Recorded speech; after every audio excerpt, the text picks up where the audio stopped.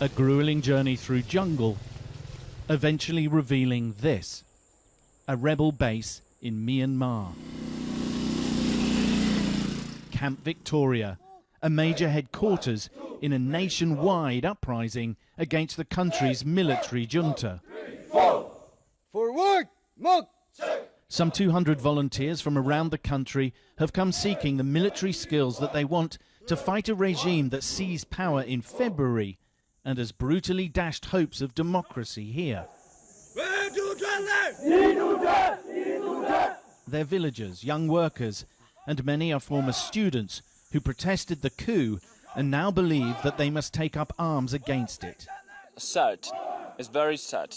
They killed many people of our country. This can give me the power to fight the military junta.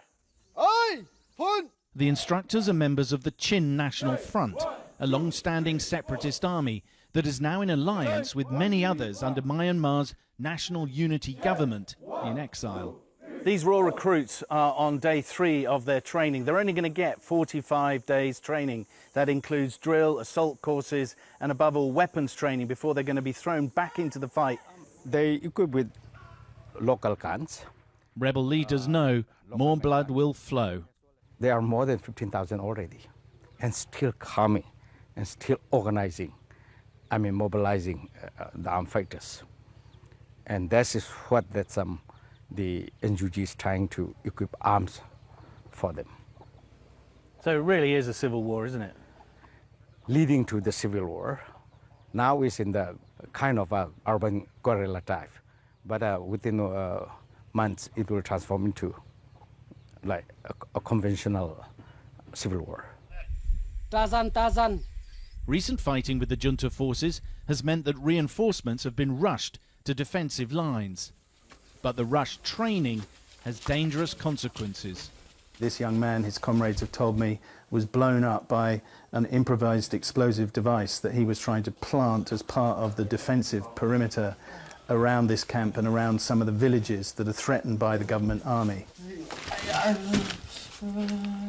Already, refugees are on the move, leaving these idyllic villages for hillside camps.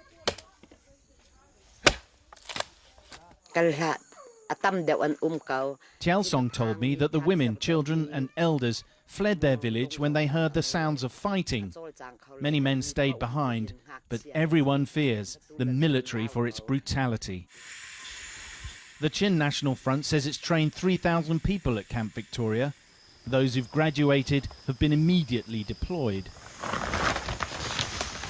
Most of their weapons are bird-hunting, homemade shotguns, stored with an open fire to keep the damp off. They believe that this is a just fight, but they're short of weapons and rushed through training. And it'll take more than righteousness and shotguns to topple a military regime. 74. And as the conflict continues, the numbers of dead will rise to a level when, eventually, people may start to lose count. 1, 2, 3, 1, 2, 3, 1.